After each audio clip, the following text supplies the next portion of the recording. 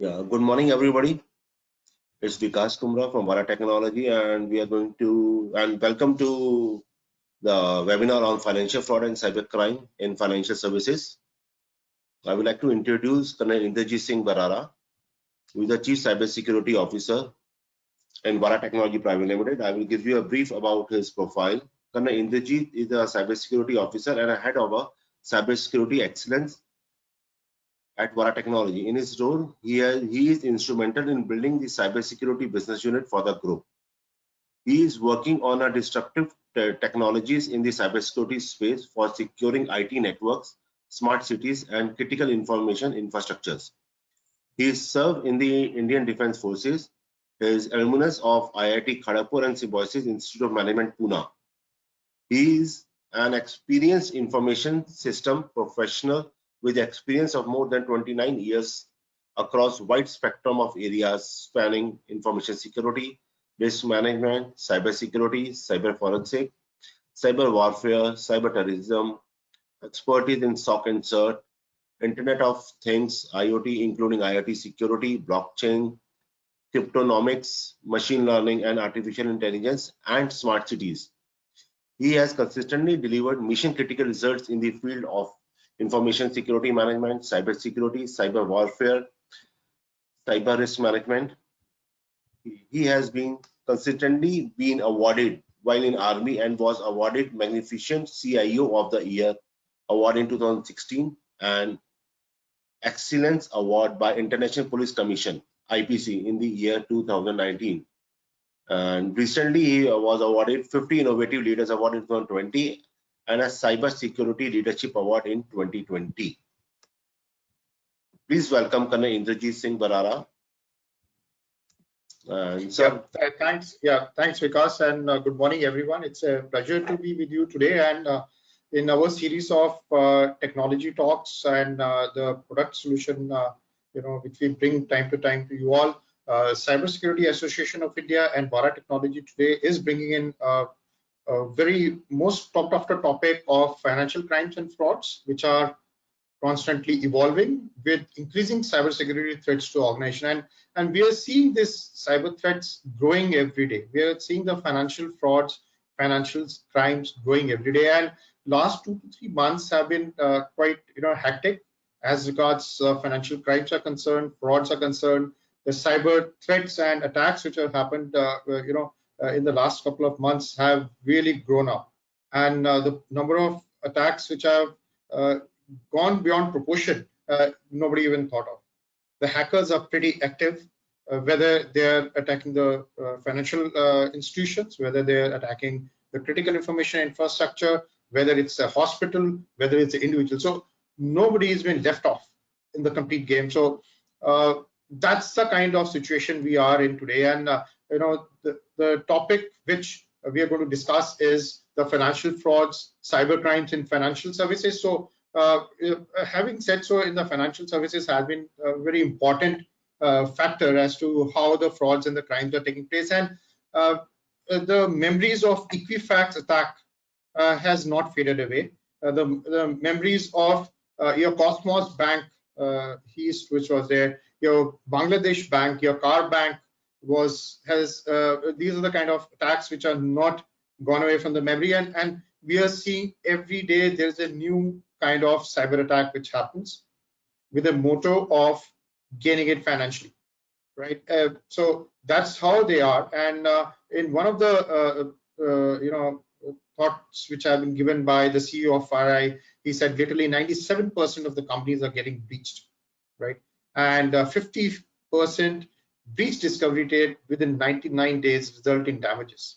And the damages are huge. It's almost $400 billion every year. And this number is increasing, and the hackers are getting quite active. And how they're getting active, so just to give you a broad perspective of how the cybercrime, cyber fraud, or the financial crime, financial frauds are the terminologies which are being used, because there's a very blurred line between both the things.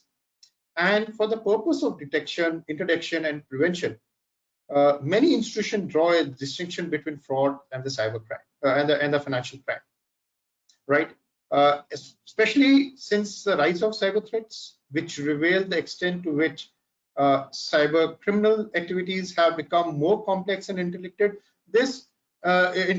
These boundaries are blurring much more, right?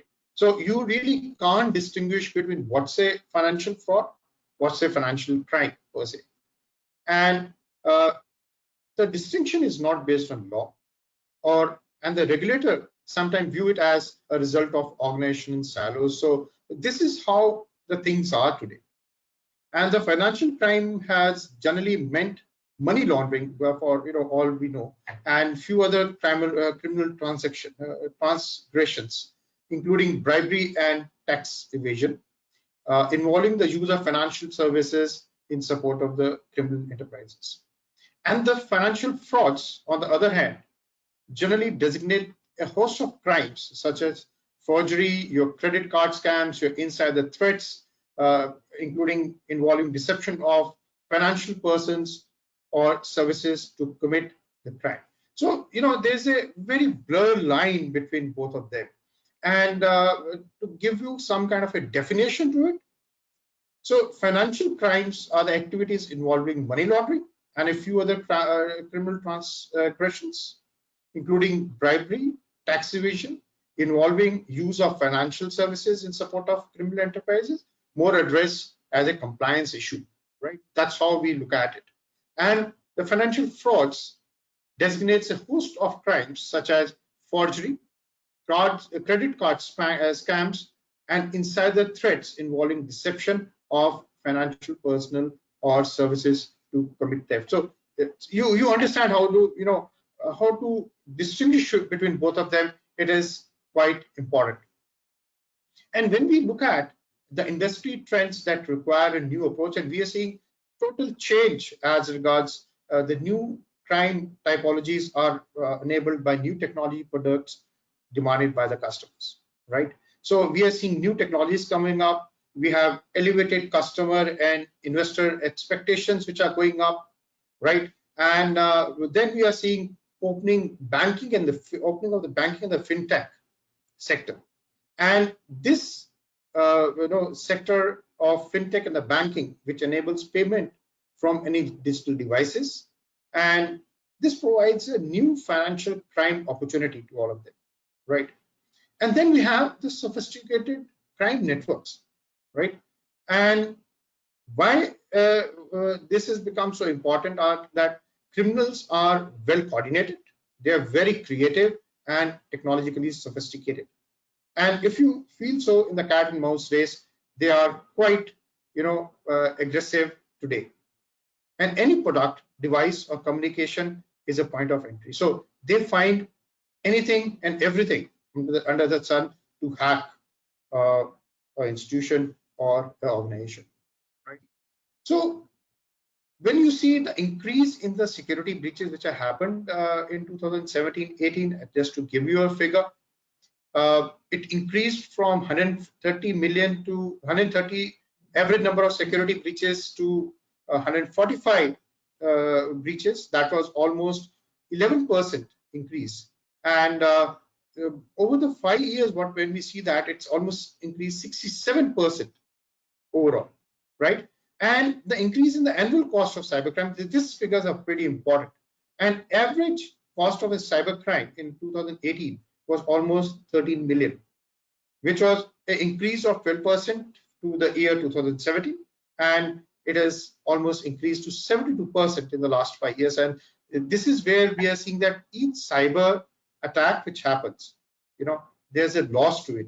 There's a money which is attached to it. So any attack which happens, there's a loss which is being put on the company, and that is what they lose. And the financial services, the highest, have been facing the highest cost of cybercrime today, right?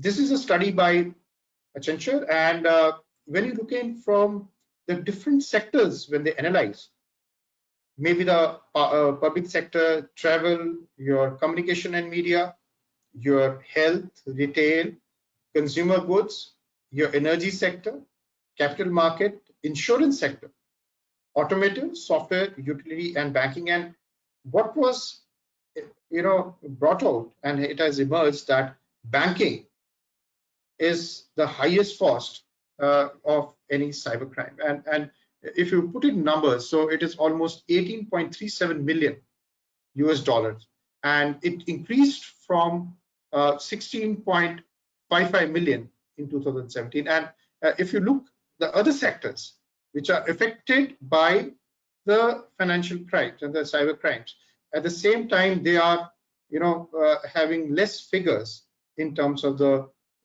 annual cost of the cyber crime which is happening. So how big is the loss what we are seeing today, right? And it is almost 1.28 trillion which has been spent over 12 months, right, by the global financial institutions in combating the financial crimes. That's the kind of money which has been spent into it. And it is almost $1.45 trillion losses over the 12 months. And it is estimated that the combined revenue loss due to financial crimes is of that nature, right?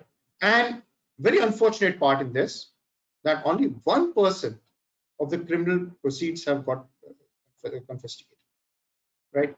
And that's minuscule if you look at it. And if you put it in terms of different verticals, how this cyber crimes and financial crimes, the money has gone. So bribery and corruption has accounted for almost 309 billion. Money laundering was 267 billion. Cybercrime accounted for 241 billion. Frauds accounted for 239 billion. Thefts were 209 billion, and human trafficking was 188 billion. So that is the kind of money which is getting involved into it. That's a kind of money which is getting siphoned because of the cybercrime, right? And when you put a cybercrime, right, the financial crime is not by the line of business, and it is funded by the victims itself. So the impact is there, which is being felt in all the sectors, whether it is an individual victim, whether it's a retail banking, whether it's a commercial banking, whether it's an investment banking. So all of them do have an impact because of the financial crimes. And what all goes into it? There's a human trafficking, there's an identity threat which takes place, there's a fraud which takes place, there's a money laundering machine which happens. And the victims are the kind of the people who are being taken into account, and the cyber criminals actually target all those people. So the person who may be a Mr. A or Mr. B or Mr. C, he may be sitting anywhere in the world. The agendas are very particular, very same. Either they go by fake account, they try to do the credential theft, they try to do the identity theft, either they get into kind of a investment thefts which are there, and whatever is the booty which actually goes as the hacker who's the legitimate employer, and the person who has been affected is a victim, right? So that is the kind of model what we are seeing today in the complete financial crime environment, right? And what are the kind of attacks which are happening? What are the kind of challenges what we face in the financial services? So as per the study again, this is the last year's figures which came out in 2019. You had different kind of attacks which happened on the financial institutions and services, and botnets accounted for almost 12% of it. Ransomware was 21%. Stolen devices accounted for 12%. Malicious code injections were around 9%. Phishing, which was 2017 was on a higher side, came a bit lower, but then it was again social engineering and phishing was quite important, which was plus 8%. Malicious insider was plus 15%. Denial of service attacks, right? These are again increased, that's 10%. And web-based attacks were 30%. And on top of the list for last year, 2018 report, was malware, right? And that's the kind of challenges what we are facing today. So when we talk of safeguarding any network, so it should also be taken into account as to what are you trying to safeguard your networks for, whether it's for malware, whether it's denial of service, malicious insider, your phishing attack. So you as a CISO or a CIO need to take into account what are the kind of challenges which your networks are going to face today because of this cyber crimes on your financial services, right? And that's the cost which is being put on each of them, each of the attacks which happen, right? And something more which I would like to bring out is that detection accounts for almost 41% of the security cost for financial services companies. So that's how they are putting in their money. And 11% accounts for incident management and ex-post response. 13% accounts for your investigation. 19% accounts for your recovery, and 16% accounts for your containment. So this is a pattern. Your spending goes in your detection, your security posture in the financial services goes in, right? And what are you trying to guard against? So 52% is the information loss, which is the consequences of the cyber attack in the financial services. And 35% is the business disruption which happens because of the attacks, and 13% is a revenue loss. So this is how the networks are getting attacked, and there are losses which are happening on the financial services, right? I'll just take a couple of minutes more to explain you one of the major attacks which happened on the Carbanak. That was 2013, which was one of the very coordinated attack, and in that the hackers were able to siphon off $1 billion.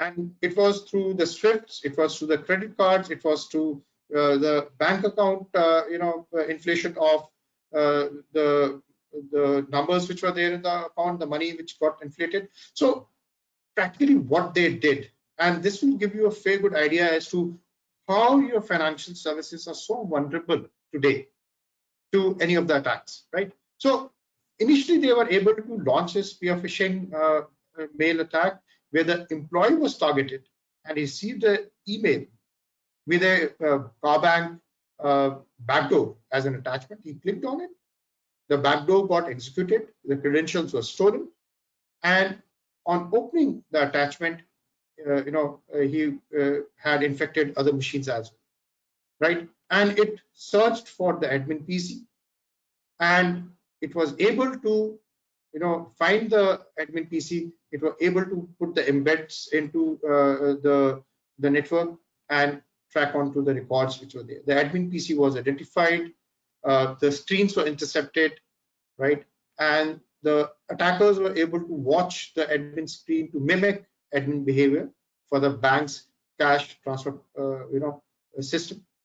They're able to inflate the balances and the amount which was to be transferred. So the attackers were able to inflate the balances to the amount that $1,000 account was enlarged to $10,000 and pocket around $9,000. So nobody practically knew that $9,000 has gone from his account.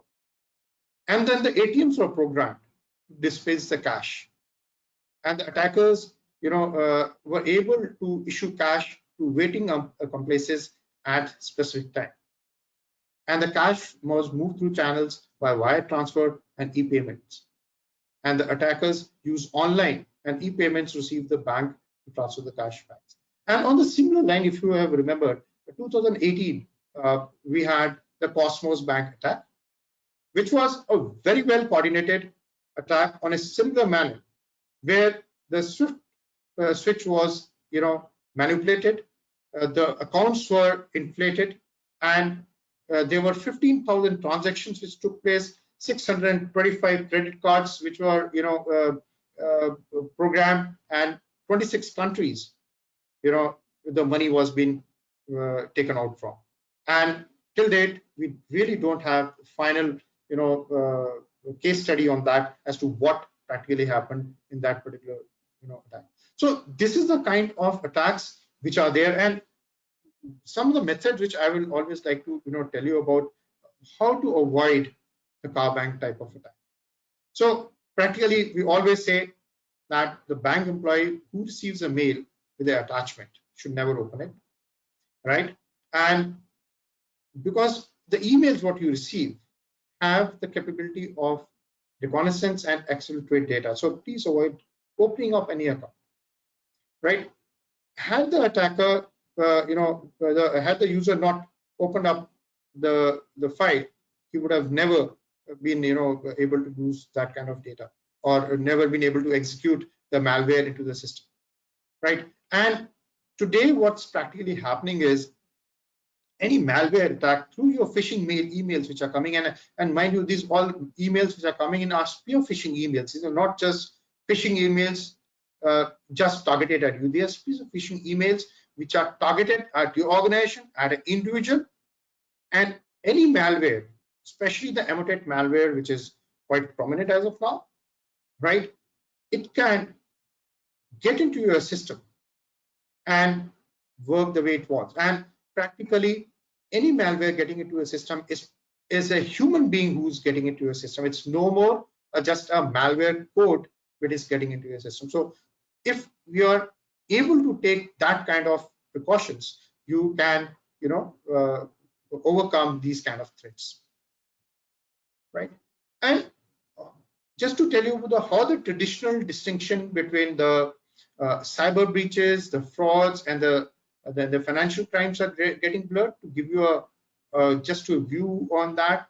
And it is revealed that the meaningful distinction between cyber attacks, cyber frauds, and crime are disappearing. So like I was just telling you, so this is all blurry. And the banks have not yet addressed this new intersection. So it's very difficult to do it. And it's very difficult to define each of them separately. And the boundary lines have been erected between these types of crime. So it's very difficult to find of all these kind of attacks which are there. And the siloed approach of these interconnected risks is becoming increasingly untenable as of now, right? And the operating model needs to be rethought of. And what are the frauds? How it's going to happen is the frauds and the insider threats. We are all talking of UABA in the banking sector, in the financial institution. We are waiting for it, and we know that 67% of your attacks today are due to your insider attack. While we are all ready for the external threats, what about the internal threats? So internal threats account for 67%, and we really need to look into it. Okay. We also have to look into the retail and the non-retail threats. Okay, and market abuse and misbehaviors. When it comes to your cyber breaches, we have to ensure your typical CIA, the confidentiality, integrity, and systems availability. We need to do that.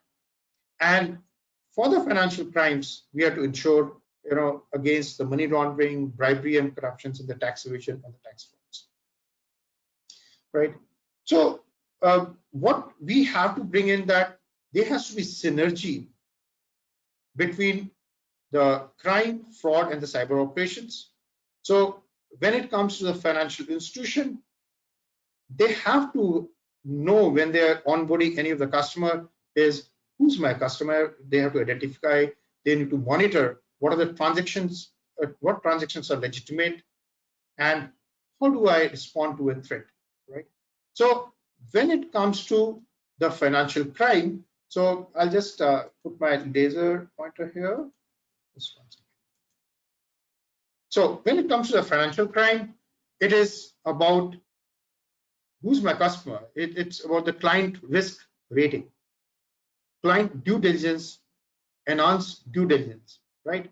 And for the same thing, you have to monitor all the transactions. You have to name, screening has to be done. Your payment screening has to be done, right? And when it comes to how do I respond to the threat, the suspicious activity monitoring has to be done by the financial services.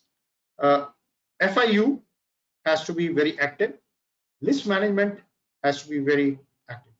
And when it comes to the frauds, under the head of who's my customer is you should know identity verification, including digital and non-digital presence of the customer.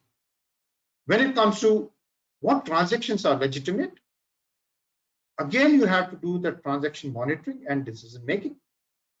Device and the voice analytics, you can do it. Why I'm saying voice analytics, we will just discuss on the synthetic identity thefts which are happening, right?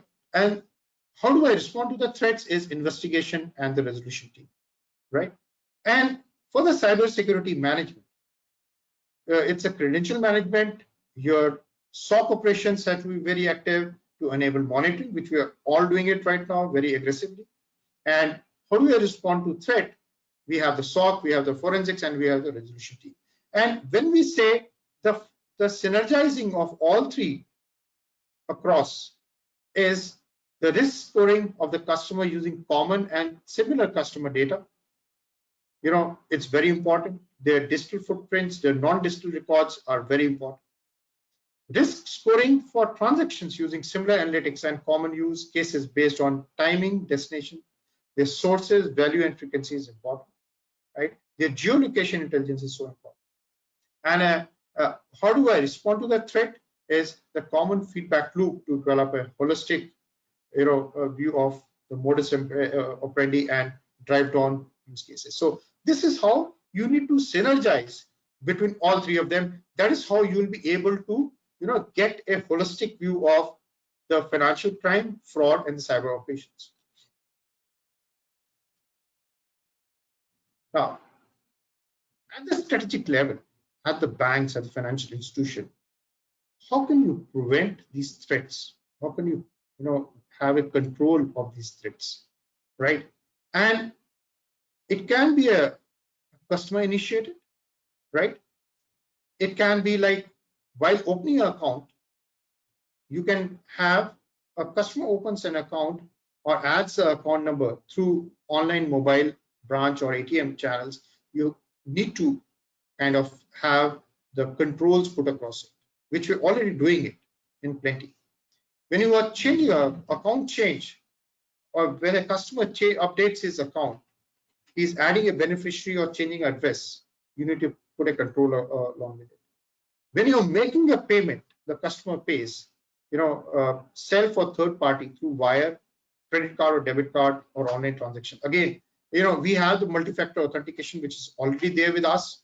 We are, in India, we are doing that. But the multi-factor authentication, the SMS is not the best multi-factor authentication as per the NIST paper of 2016-17. So, and when it comes to the attack channels, right, at the ATM, you need to have a more identity theft because you're finding the skimming of cards which are happening.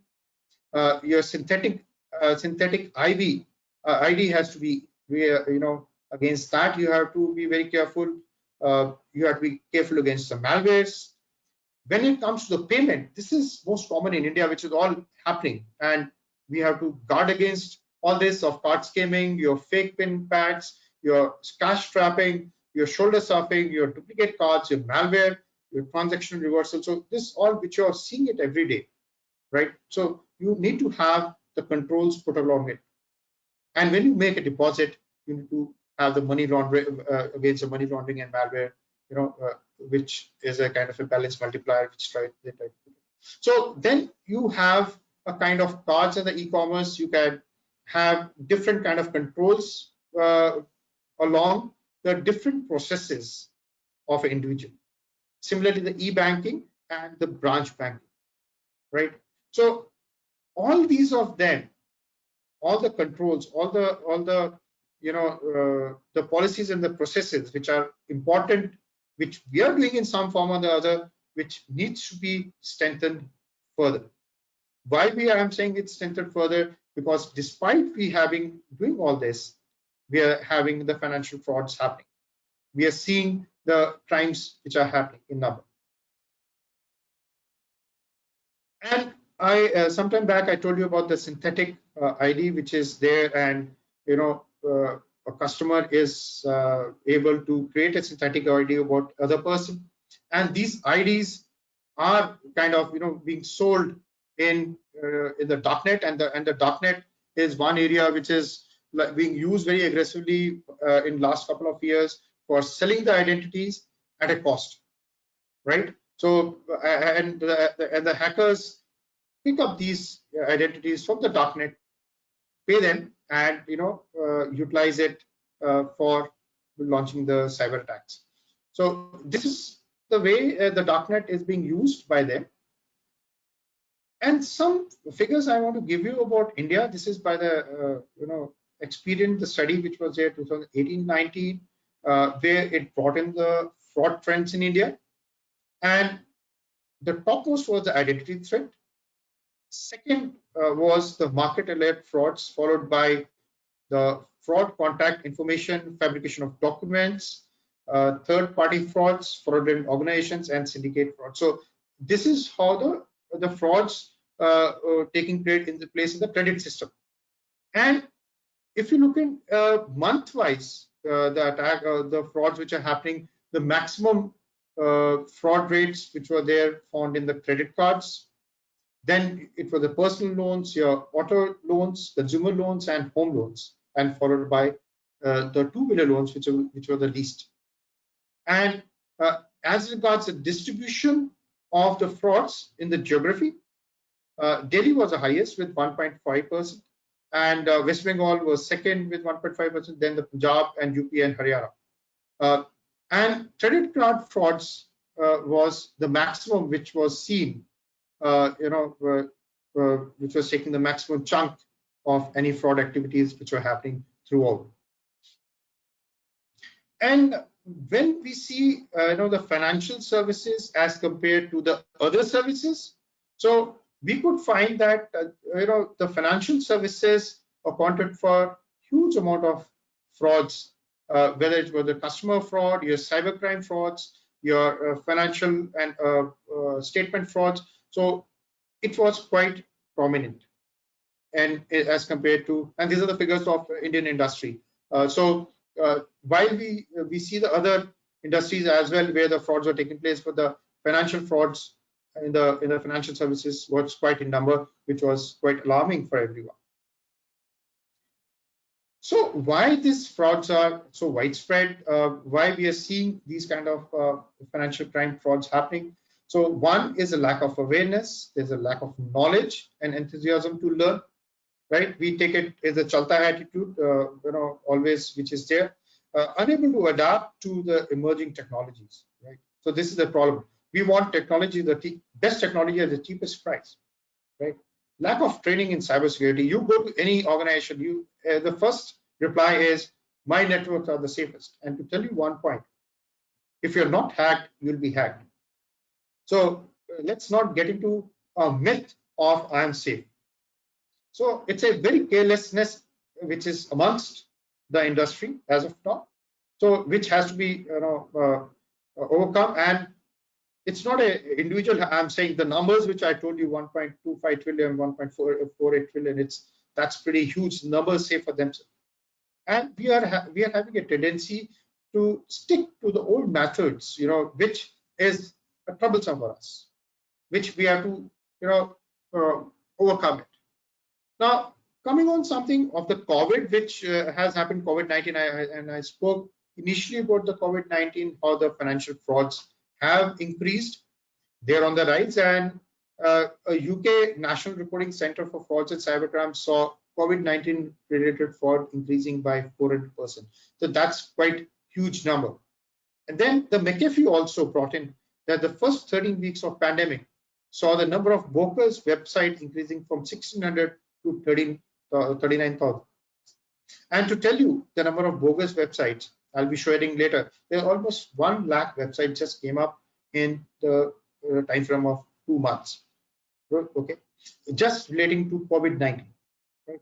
And the exponential increase in the COVID-19 themed business email compromise also increases. So they targeted, and Google had reported that there were 18 billion emails which they were finding out to be spear-phishing emails which were coming onto them, right?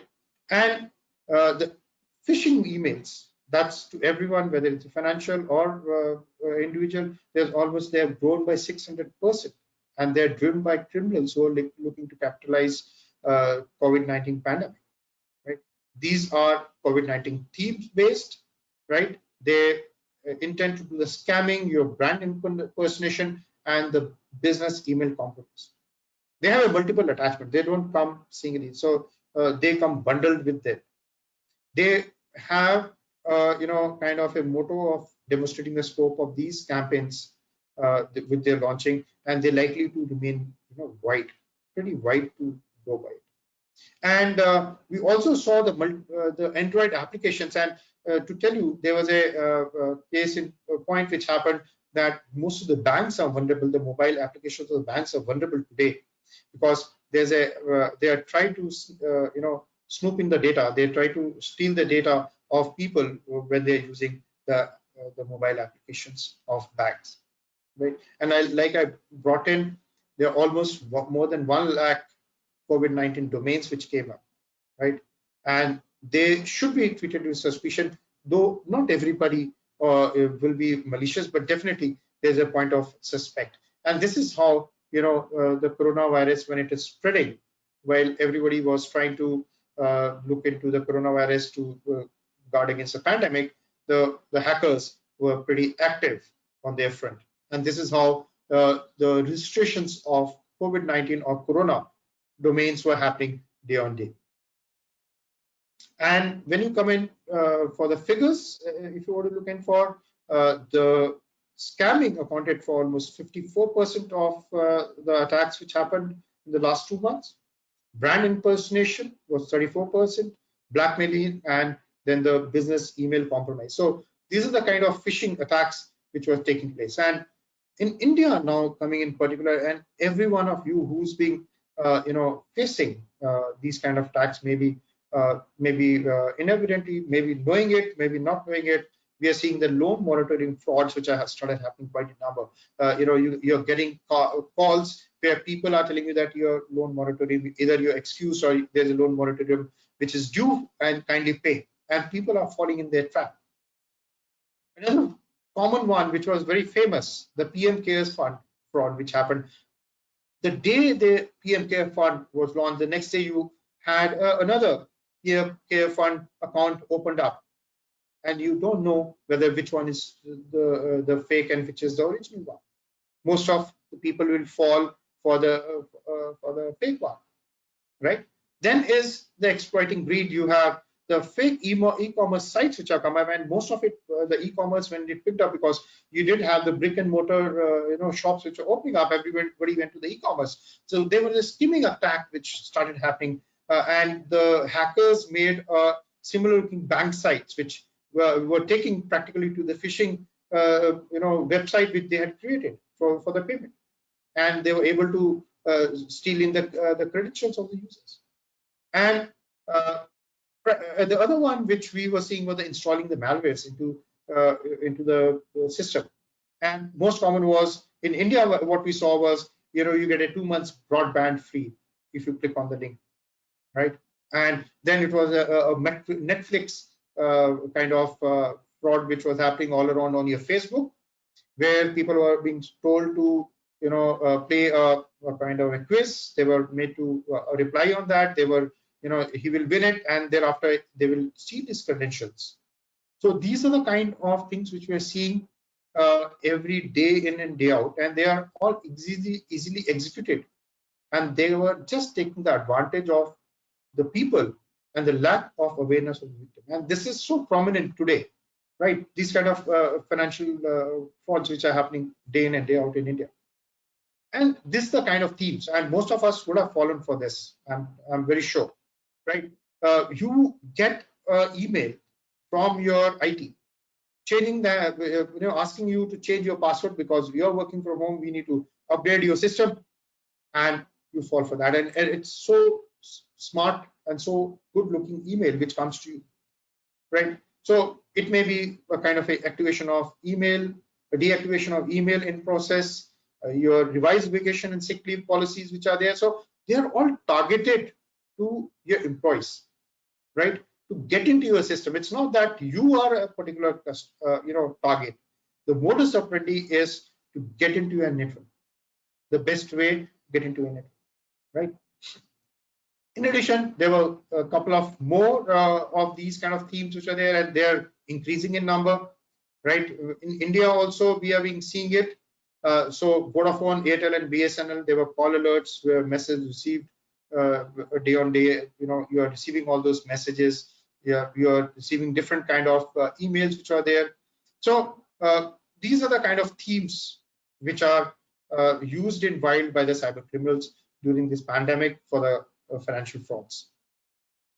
Now, coming on to the financial services in particular, and now I will, after I've told you about the financial frauds, financial crimes, and now I'll tell you how to safeguard your networks or the financial services networks against these kind of crimes which are happening today. And as we all know, on the left-hand side of the view file, if you can see it, these are the kind of we already have the checks and balances. We have the policies, we have the identity management, we have the data security, DLPs, encryptions, we have multi-factor authentications, we have the application level securities, WAFs which are put in place, your endpoint controls which are there, network securities which are there, IPS, IDS, and the physical control. So all of these are in control, right? Controls are all present here. But what is the challenge what we are facing today is we are seeing botnets, we are seeing APTs, and these APTs are much more focused and advanced, right? And we are, looking at a situation where the signature-based technologies are not sufficient. We have to go in for anomaly-based technologies, right? We are going in for SOAR kind of systems in your network, and the human factor can never be taken out of the equation. The problem is your insider threat, which I told you on for 67% of the threats which you are facing today as an insider, right? And there are too many silo points, right, which are working independently, which we need to take care of. And there's a constantly emerging new technologies. There are complete threat vector which is increasing, right? Then you have a challenge of misconfiguration because most of your devices are working in silos, and we think that any of that combination will protect us against the threat. Right? So there are misconfigurations. So we really don't have the real sense of situational awareness of the network. And while we are talking, there's one of the study which said that the CIOs today or the CISOs today have a problem that 57% of their network is not visible to them while people are working from home. And we really have a false sense of security. We are, facing the challenge of zero-day vulnerabilities, sub-zero-day vulnerabilities, fileless attacks which are happening. So how do you overcome them? And while I told in the initial slide that the malware, which is so important today for any network attack, if you don't identify the malware in the first 10 minutes of it touching your network, right, it's so difficult to identify any malware, and it takes months and years. So at an average, it almost takes 228 to 242 days to even identify a particular malware which has hit you. Right? So, and this window of opportunity is very important for any of the networks, any of the financial institutions. Now, while we talk of the AI, while we talk of we getting into a different kind of mindset with the AI and machine learning based systems to overcome the threats which I spoke of, the fileless and the zero-day vulnerability, the APTs which are there. But there are only 26% have deployed AI-based security technologies, and 31% advanced analytics technology. So that figure is still pretty low, right? So this has to increase. So the extensive use of cyber analytics and user behavior analytics is pretty less. So this has to be increased. There's a huge focus on this particular area. And what I told you about the SOAR part, that's automation or orchestration and machine learning, is again important for any network to be working on to safeguard itself. Now, while I told about the existing set of tools which you have today at your network layer, layer 2, layer 3, layer 4, but what we are facing is at these layers, we're only seeing the known attack with the automated detection system, and you have the IPS, IDS, you have the EDRs which are there, you have the firewall, you have the antivirus. But what's happening is the hackers today are very smart, and they are adapting to the visible wire traps. They are using the TTPs, the tactics, technology, and the procedures to get into your network, and they try to catch you unaware by the method which I told you, to zero-day vulnerability or the fileless attacks which are there. And here you have the no automation which is possible, right? And we have to be very careful about it. Now, while we are preparing for any attack which happens, right? We can't stay ahead of the attackers. So this is again a challenge what we face today, because we have the insufficient preparation against attacks. We have different products who are working in silos. We have the solutions working in silos. We are securing sensitive assets and data is time and cost intensive. So this is again a bigger challenge, and monitoring and response is error prone and costly, right? So we are far away from that kind of setup, and gathered threat intelligence is incomplete. So we have a very incomplete information about the threat intelligence. The threat intelligence or the threat landscape, which all the financial services do have, is pretty incomplete. And with so many attacks happening every day, so many things changing up. So how do you do? Best is to ask the attacker what is going to happen, right? And you need to really take control and be ahead and learn. So you have the complete preparation of attack against the attackers. You understand what assets and data to secure first. You monitor and respond, and make it automated. You have the gathered threat intelligence, is complete, ensure that particular thing. Once you've done that particular 3-4 steps, you ask the attacker, now where are you going to attack? And that's one of the technology which I'm going to be talking of, is a deception technology. So how a particular attacker comes into a network today, maybe a fileless malware, maybe it's coming to an endpoint, okay, maybe coming through your website. Now, the moment it comes in, the first thing it does is do a reconnaissance of your network, and it gets into your network, it spreads and causes damage to your original system. This is despite all your IPS, IDS, your network security devices in place, right? And like I told you, a hacker is a human being who's getting into your network. It's he's opening up a command and control channel into a network, right? And what you practically do is, the moment he is able to get onto the network here and he spreads into it, you try to catch him so that he doesn't get into your network and cause damage to your network.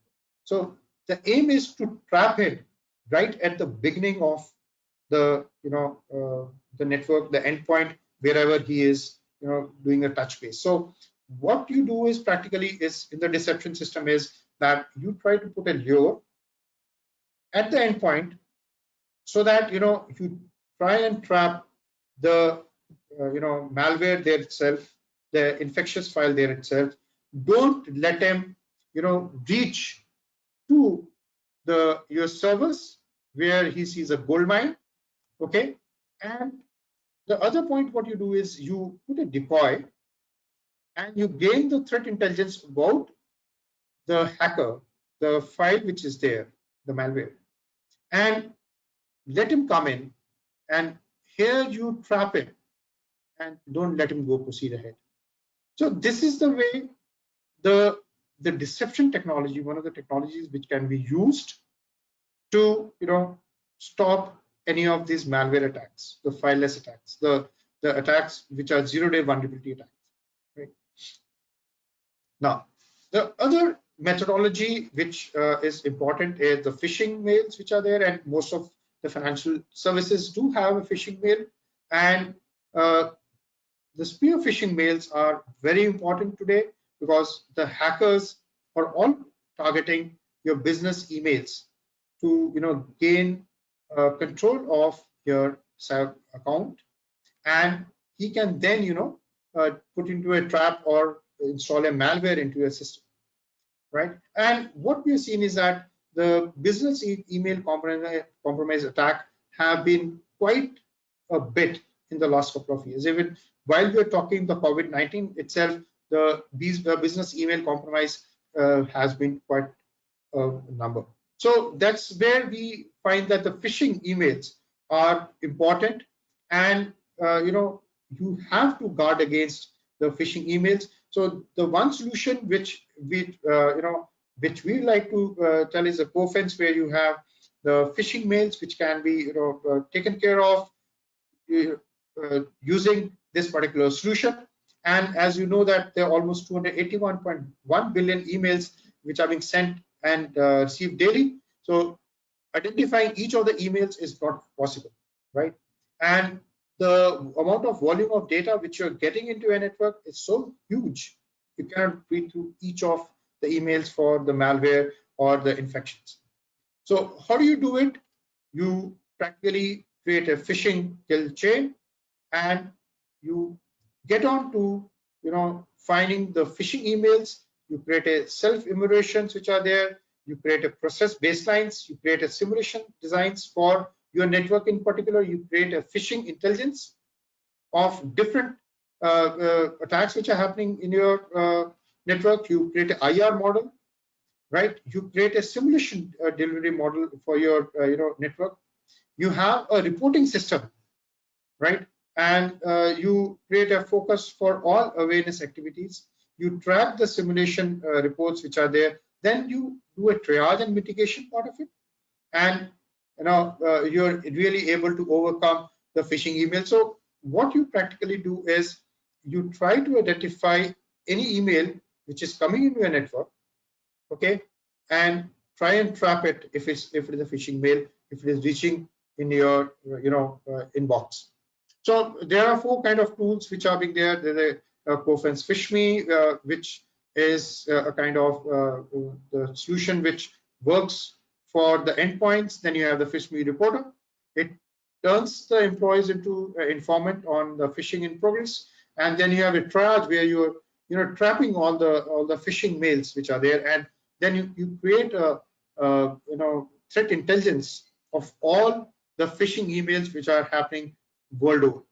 So you really get very knowledgeable on the phishing emails as to what's happening all across the world, and the same thing can be implemented into your system, right?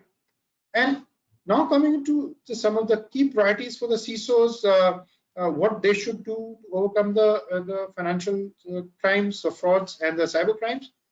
They're supposed to be protecting the digital environment from unauthorized access, and you said that you're already doing it, but we need to work it much more. We need to ensure the protection of data across digital ecosystem at various stages of data lifecycle. Guard against the privacy breaches resulting in internal or external activity, and I told you about the UEBA in particular, and the deception and the phishing.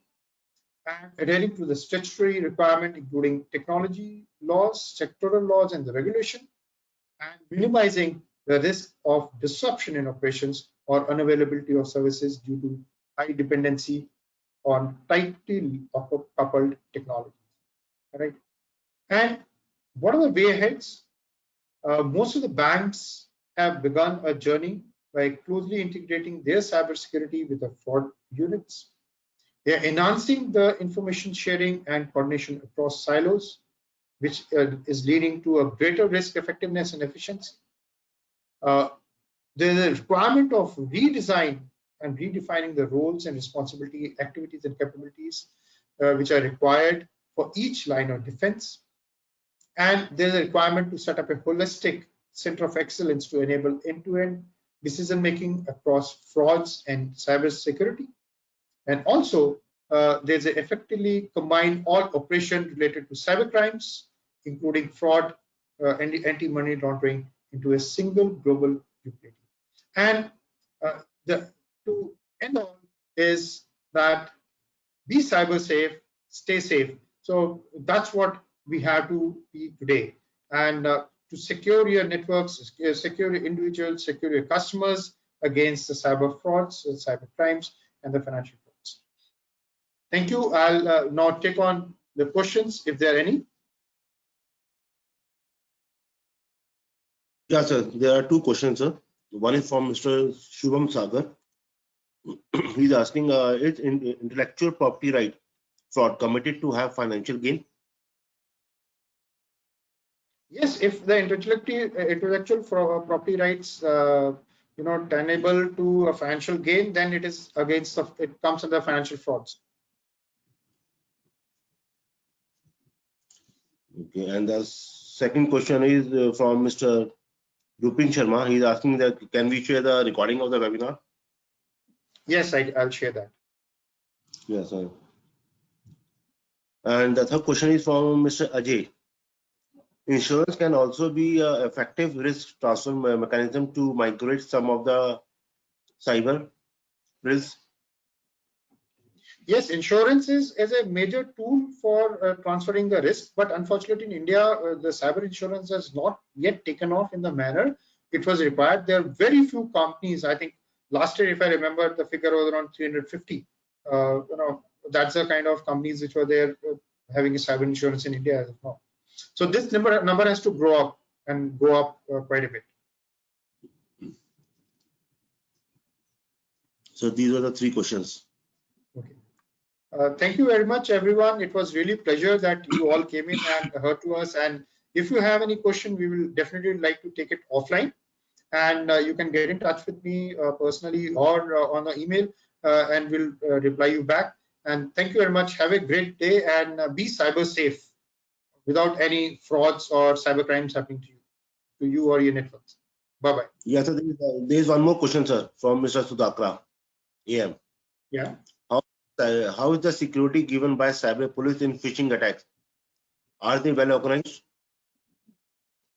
Yes, they're trying to do that. There's a cyber suraksha which is, which came up. And in case of any phishing attack which is happening, there's a cybercrime.gov.in. You can always report to them on any of the phishing attacks which are there.